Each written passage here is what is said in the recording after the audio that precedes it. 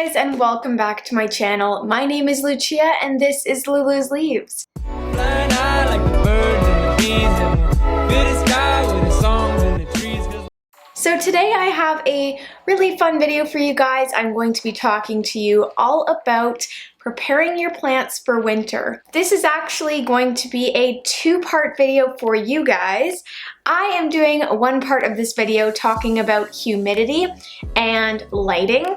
And you can also go over to Wild Fern's channel where she's going to have a part 2 to this video talking about basically everything else that you need to prepare your plants for a harsh winter, or as I like to call it, a Canadian winter. I know that a lot of you guys are from Canada who watch my videos, so hello, welcome. I'm glad you guys are here to check out this video today. I wanted to talk about lights and humidity just because those are two of the bigger topics when it comes to preparing for winter, and I really want to give my recommendations as to what the best products are for you guys to succeed over this winter. I feel like I'm saying winter a lot. Anyways, we've got Bob back here. I've named him Bob. Just happened in my head a minute ago. Because anytime I move, Bob moves, and he bobs. Anyways, I'm gonna get distracted here. So the two things that I did want to talk to you guys about were humidity and lighting. But before I do that, I did want to ask you guys, if you're not already subscribed, to please hit that button down below. It does help my channel out a ton, so I would really appreciate it. And if you want to go the extra mile, you can click the thumbs up button down below. And if you want to join as a member, you can also do that by clicking the join button and the link in the top of my description. With that being said though, let's get straight into this video. So guys, I want to start off by talking about humidifiers. Honestly, if you are going to have rare tropical plants, you are going to need a humidifier. When temperatures drop super low, it typically gets very dry in your home. And if you're using heaters to raise the heat in your home, those typically dry out the air a ton too. So even if you didn't need humidifiers in the summertime when the natural humidity was a little bit higher and you were running air conditioning and you weren't running your heaters, you will likely still need a humidifier for the winter time. I know I will, because I have baseboard heat and that is dry. Very dry. Usually I get nosebleeds, but this year I have plants and I am going to be running my humidifiers all the time so that I do not get constant nosebleeds.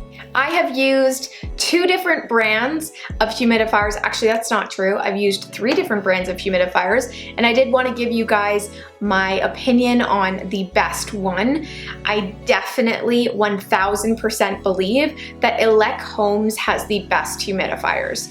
You can find them on Amazon, but you can also find them on the ELECHOMES website. I will find any links that I can and put them down below for you guys so that you can find your ELECHOMES humidifier, but they have worked the best for me.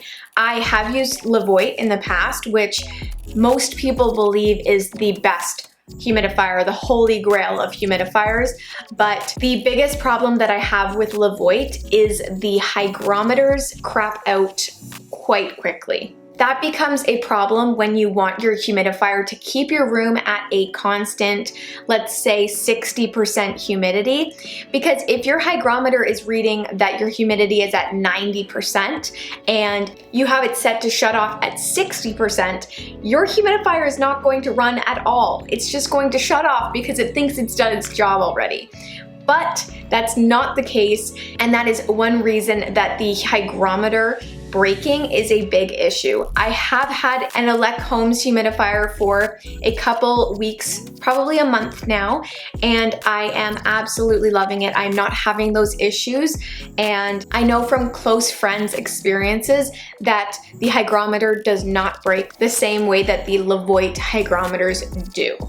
And I also have heard from other Levoit users that they have had the same issues. So yes, definitely check out ELECHOMES. I will do a little demo here so you guys can see how they work. I have the SH8820 and I have the SH8830. So both of them are really, really great and I definitely recommend them both.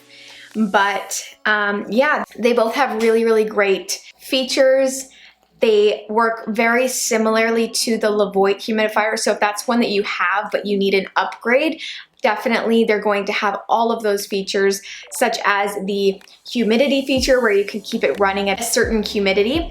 It has heat features, so you can heat up the mist and you can shut the display off. You can have it on a timer. You can have it running at a certain humidity level for a certain amount of time. There are so many different combinations that you can use with the ELECHOMES humidifiers that just work so seamlessly. And I absolutely love the touch screens on both of them. They work very, very well. This one here is the SH8830 and the one over there that I have is the SH8820. They are both fantastic. I believe that the 20 has a 5.5 liter capacity or maybe 6, and this definitely has a 6.5 liter capacity. But I'll have both of the specs of these guys right here for you guys to see so you can make an informed decision basically. So in terms of humidity anyways, I definitely recommend keeping your humidity at around 60% if possible, but if you can't keep it at 60%, 50% is totally fine. You may just have to supplement the humidifier with a little bit of misting or kind of adjust your watering schedules accordingly. The next thing that we have to talk about is artificial lighting for your plants. So I have used many different types of grow lights in the past, and I find that the best ones are definitely from Mars Hydro. I have used Amazon brands, and while they do work and they do provide a little bit of extra lighting, I haven't seen the same results that I have with my Mars Hydro lights.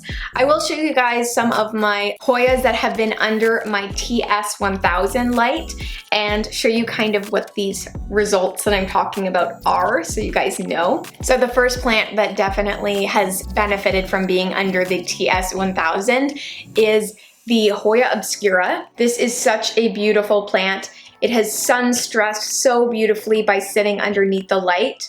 And I bought this about a month ago, maybe 2 months ago at the most, and it already has put out 4 or 5 new leaves. I think it's 5 new leaves now, which is just incredible for a Hoya as they are typically slow growing. But this is definitely a fantastic light for Hoyas. They, in my opinion, do need a little bit more light, so they are going to suffer a little bit more in the winter if you can't supply them with that light. But yeah, there are many options for grow lights, but I do definitely recommend the Mars Hydro lights. Another honorable mention is the Hoya Sigillatus. This guy sun-stressed a ton after being under the Mars Hydro light. Just look at it, it's such a beautiful purpley color. And when this came to me, it was pretty green. So it has done an excellent job under that light. And also it has grown so many new leaves, which is so exciting. So yeah, the Hoya Sigillatus is also really enjoying the light. If you guys haven't already seen the light, this is it right here. It is a heavy-duty machine, but this panel here provides so much excellent light for your plants, and this model is dimmable, so that's super, super helpful if you can't adjust the height of the grow light compared to your plants. I had to have mine pretty close to the light. My plants were probably 12 inches to 16 inches away from the light, and I was able to put it on the lowest setting so that I didn't burn any leaves, but definitely fiddle around with the settings as they are very customizable. And you can also attach more than one light to each other so that they work kind of on the same schedule, which is really, really a great thing when you need to have more than one grow light. These guys can be attached to shelving, or they can also be hung from a grow tent. They are very versatile, so I would definitely recommend Mars Hydro for you guys for the winter time because it is truly the strongest light. It is like sunlight. I did also have a question from a viewer whether they should be having their lights on at night or during the day. That's a very good question. There's not a lot of information out there, so I do want to let you guys know. I have my lights on for 14 hours a day, and I do it during the daytime, and I shut them off at night so that I'm basically mimicking a day-night cycle. I wouldn't suggest keeping them on overnight. I don't know the exact science behind it, but I expect it to be similar to us, where we need our rest period and we need that time to regenerate overnight. So I think the plants work in a similar way, as they are living beings. So turn your lights off at night so that your plants can sleep. But anywhere from 10 hours to 14 hours a day is a really, really great amount of time to have your grow lights on. I know it can get a little bit expensive when you're running these lights, but I promise you it is worth it, especially if you have an expensive collection. You definitely want to treat your plants like babies. But yeah, that's gonna be it from me, guys. Thank you so much for watching this video. I hope that you find all of the other information that you need to prepare your plants for winter over on Fern's channel. It will be linked down in my description, and I will also have it in the cards here, I think. But yeah, please go check her out, guys. She's such an awesome person. I've loved chatting with her. So go show her some love if you are not already subscribed, and click the like button on her video as well to help her out. If you haven't already hit that subscribe button, please do it down below. Again, it helps me so much. And you can also click the thumbs up button or join if you'd like some extra content. But with that being said, guys, thank you so much for watching this video, and I hope you have a great winter. Bye.